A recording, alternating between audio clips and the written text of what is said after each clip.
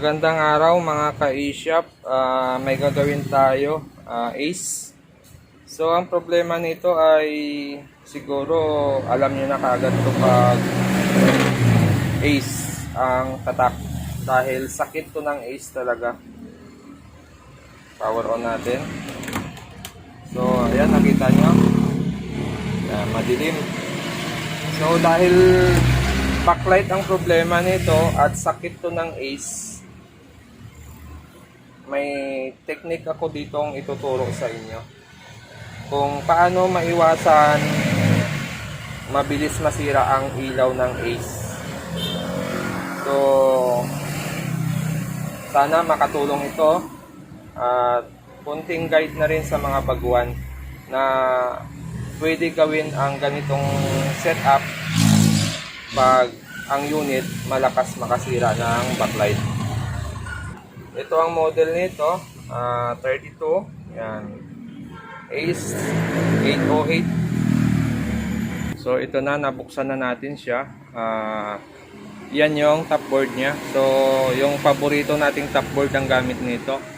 Wag lang sana maglukotong top board pag nagawa natin yung backlight, kasi minsan kasi nangyayari yung naayos natin yung backlight, nasira yung top board, sabi ng may-ari wala na naman daw picture. So akala niya backlight pa rin ang sira, pala naglukotong top board na to. Sana wag mangyari yun sa atin ngayon. So ang problema lang talaga nito ay backlight.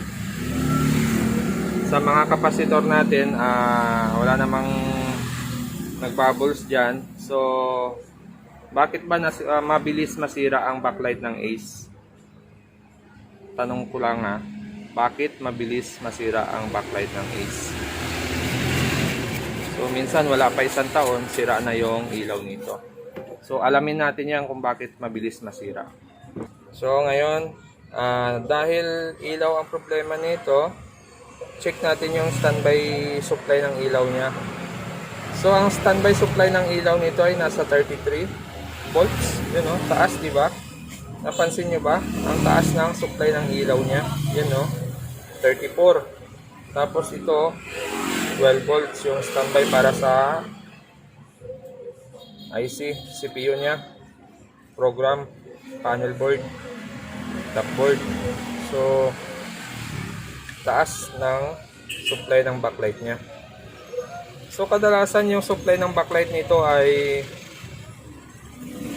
72, dahil ang ilaw nito dalawang set na 6 volts ang isang bulb, na ang isang strip ay 6. So 12 na 6 volts, 12 piraso na 6 volts, to nasa 72. Kaya mataas ang standby supply nito. So pag 34, pag dinoble mo yan, 68. So lagpas naman siya ng doble. Pero may technique ako rito para sulit yung ilaw nito at hindi na masyadong napupundi. Hindi siya mabilis mapundi. So mamaya ituturo ko yan. So nakita na natin yung supply nito, mataas talaga, kaya malakas makasira ng ilaw. Pero sa mga magagaling na technician na yan, nagagawan na nila ng paraan to dahil napapasok nila yung service mode nito. Pag napasok mo yung service mode nito, pwede mong baguhin yung supply ng ilaw niya.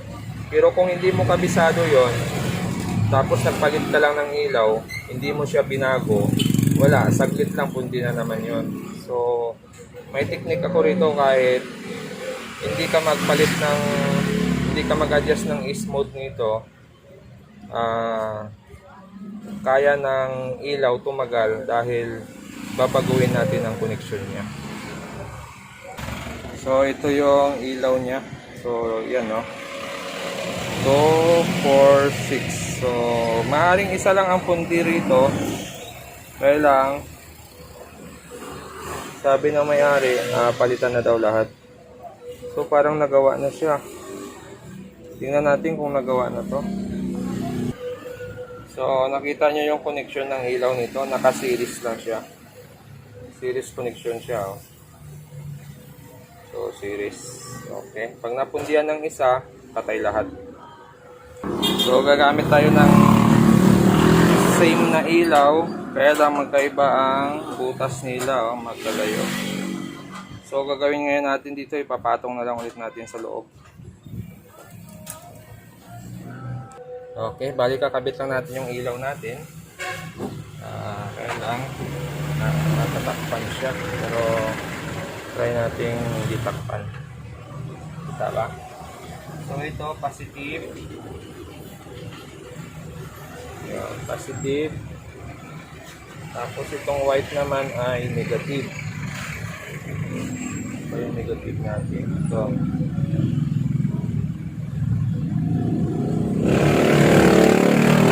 kita ba? So ito positive. Yan. Ito positive. Tapos sa kabila negative. Tapos kakabit natin tong isa. Positive.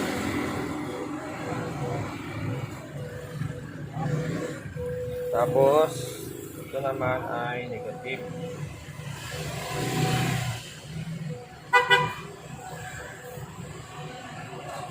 Okay. Pag ganong connection, positive, ang labas niya negative. Pasok sa positive, labas niya negative. So, naka-series connection siya. Kuha pa natin, naka-series siya. Ngayon, gagawin na ngayon natin dyan para tumibay yung ilaw natin. Ipaparallel natin yan. Para matagal bago mapundi yung ilaw.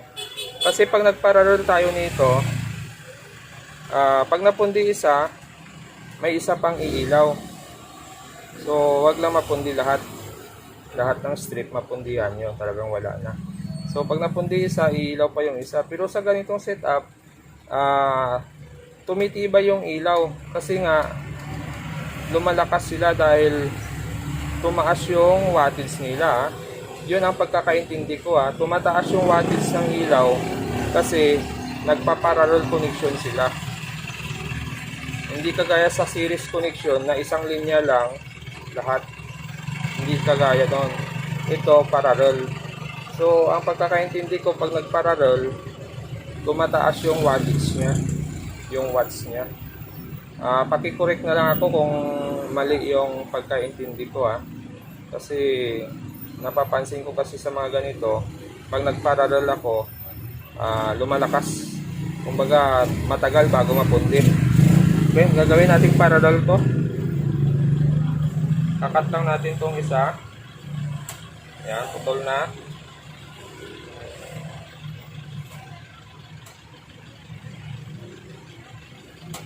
Ayan, putol na siya. Tapos, itatap na lang natin yan. Ito, positive. So, sa positive natin ito ikakabit. Dito, para umabot.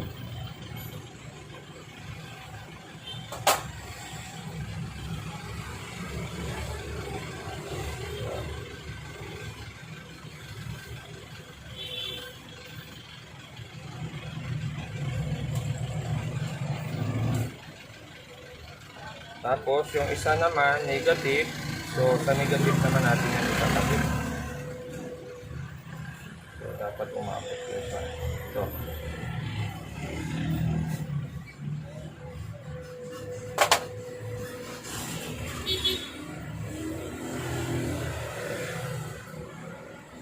Kaya lang, dahil supply natin ay mataas, ang standby kasi ng supply natin nasa 33, 34. So mataas na siya, di ba? Mamaya mapaliwanag ko rin sa inyo 'yon. May discarte din tayo doon. Tama, ito negative natin, negative, positive, positive. So nakaparallel na yung ilaw natin.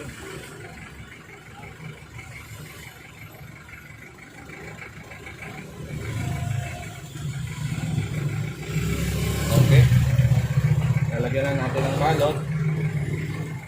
So okay na, naparallel na natin yung ilaw. Pag parallel, tumataas yung wattage niya. So yung isang bulb na to, halimbawa 1 watts to, 1 watt. So, pag ginawa mong dalawa yan, parallel, tumataas yung wattage niyan. Kaya, yan ang yung pagkakaintindi ko. So, okay na siya. Nakakabit na yung parallel na ating connection. Kakabit ko lang ulit yung LCD. Tapos, try natin mamaya. Pero bago yan, testing muna natin yung ilaw. Kung umiilaw ba talaga yan. So, ayan siya, mga ka-eShop. So, umiilaw lahat ng ilaw natin. So, pwede. Ito na, tapos na tayo mag-setup. Nakabit na natin yung LCD natin. Open na. So, dahil nagbago tayo ng koneksyon ng ilaw natin, magbabago din tayo ng supply. So, yan yung pangalawang step natin na gagawin pag nagpalit tayo ng koneksyon ng ilaw natin. Dahil yung standby ng backlight natin ay nasa 34, so masyadong mataas. Yung ilaw natin ngayon ay nasa 36, yung total volts. So 34, masyadong mataas. So dahil mataas yung standby ng ilaw natin, ililipat natin yung supply ng ilaw natin sa 12 volts. Gagawin natin 12 volts yung supply nito. Kuha ka natin. Hindi naman mapipwersa yung 12 volts natin. Yung masisira yung coil nito kasi lahat andito na kumuha. Hindi.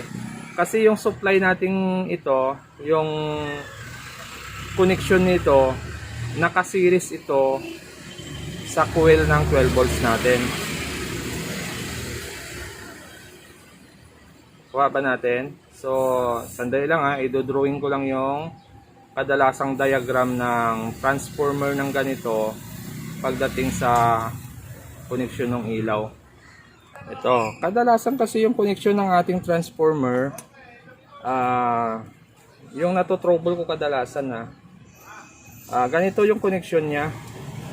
0, negative, grounding, tapos dadaan sa 12, tapos magkukuil lang sila ng kaunti para mag-additional ng supply. So, ang coil nito, dumaan pa rin sa 12 volts. Yan, nag-series pa rin siya sa 12 volts. Kaya pag ito, nilipat natin to dito, ikakat lang natin to. Papatayin lang natin to, tapos lipat lang natin yung connection natin dito. So, ganun pa rin ang mangyayari. Yung load ng 12 volts, ganun din ang function niya. So, walang naman nagbago. Walang mataas na amperahe na itapon ng 12 volts na to para sa backlight kasi ang supply ng backlight niya dumadaan pa rin sa 12 volts niya. Nagkuil lang sila ng dugtong para magkaroon ng 34 volts dito. So ganun ang koneksyon kadalasan ng trouble kong transformer nito. So correct nyo na lang pag mali ulit ako dito. Okay? So tuloy natin to. So okay na, naglipat na tayo ng connection ng ating supply para sa backlight. So ito, nag-jumper tayo papunta sa input ng diode ng 12. So sa input din ng diode ng 34. So ang ginawa natin dyan ay nag-cut tayo ng circuito. Pakita ko lang yung pinutol natin. Malabo. Yan, bali pinutol natin to. Ano ba? Ito. Yan, 'di ba ito yung supply ng ating 34. So, kinat natin 'to para yung papasok dito sa diode na 'to ay 12 volts lang din. So, ganoon din ang connection natin. So, magkahiwalay pa rin yung DC ng 12 volts natin dito sa DC ng 12 volts sa ating system. Supply ng ating system. So, magkahiwalay din 'yan. So ito minsan bumababa pa ito ng 11 volts pag nag-load na yung backlight natin.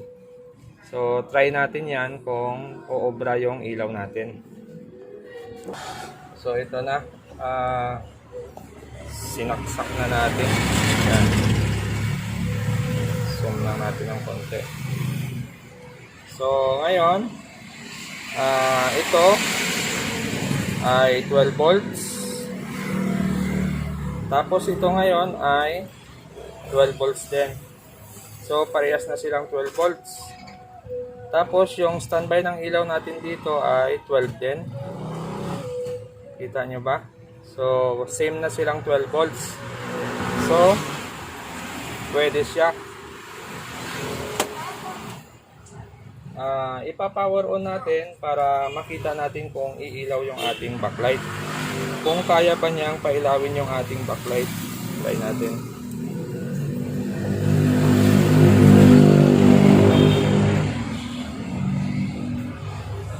Mali. Sira na yata ito.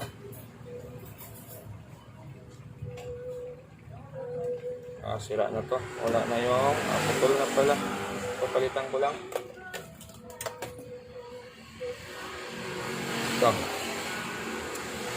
Sira na yung ating touch switch. So ito, nakailaw siya. Power on natin. Yun, kulay asul. So tingnan na lang natin kung umilaw siya. Ayun no, umilaw siya. So umilaw siya. Tingnan ngayon natin kung ilan ang supply nito. So hindi pa tayo nag-adjust ng supply ng backlight natin. Pero tingnan natin. Yun no, napansin nyo ba? Nasa 35 lang siya. 35 volts. So ang maximum ng ilaw natin ay 36.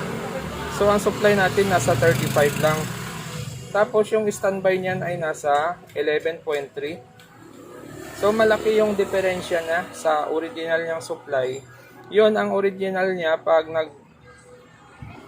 nag-on na siya. Ang supply noon minsan nasa 76 o 78.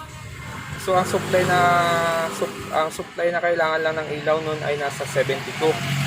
So nag-overvolts 'yon, kaya mabilis talaga masira yung ilaw ng Ace dahil sa taas ng supply niya. So kung ganitong setup ang gagamitin nyo,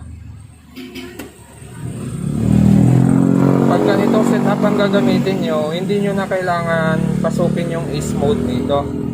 Kasi nga, nag-drop na yung supply ng ilaw niya. Yan o. Sana ba tayo? May dumating kasi. So, dati kasi nung hindi ko pa alam talaga ang Ace mode ng mga ganitong unit, ganito yung ginagawa ko sa mga ginagawan ko ng backlight repair. So nagda-drop ako ng supply at pinabago ko yung connection ng ilaw. So nakita nyo naman, hindi pa natin na-adjust yung Ace mode nito, mababa na yung supply ng ilaw niya. So sana may naibigay akong tip sa inyo kung paano baguhin ang supply ng ilaw ng backlight para iwas pundi. Sana malaking tulong itong ginawa kong video na to. So mayroon pa pala tong alaga dito sa loob oh. Ngayon ko na nakita. Yun oh, may gumagalaw. Ngayon ko lang siya nakita. So punutin muna natin, baka makuryente yan. Kawawa naman. Kawawa yan pag nakuryente.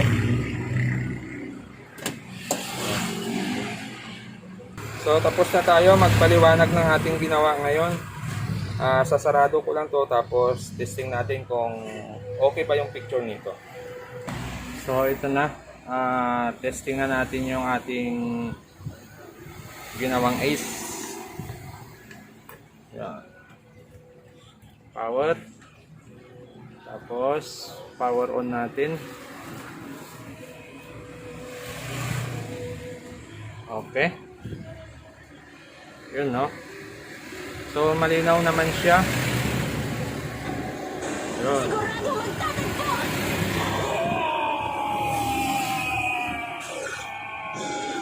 Pinaalam natin ang sound. Yun. Tapos papasukin natin yung Ace mode nito. Mino 1147. So ayan siya. Punta tayo sa panel. So ayan yung panel niya. Yan, backlight bulb niya ay naka 100. Tapos itong isa naka 100. Then main naka 70. So itong backlight bulb niya ay yun yung adjustment para dumilim yung unit. Baba ng backlight. Try natin sa 1. kung babagsak yung supply nito. So ayaw mag 1 pala oh. Hindi siya nagwa 1.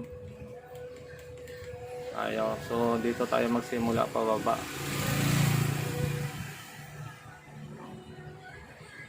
So dahil okay naman yung kanina, pwede na yun kahit naka 100 ito. Mababa lang naman yung supply ng kanina, nasa 35 lang. So kahit naka 100 lang to, pwede na to. So ganun lang ang setup ng ating yung ginawa ngayon. Paano ba patibayin yung backlight na hindi basta-basta napupundi ka agad. So ganun lang. Sana makatulong yun sa mga baguhan nating kasamahan. So kung bago kayo sa channel ko, huwag kalimutan mag-subscribe at maraming salamat sa susunod ulit natin na video.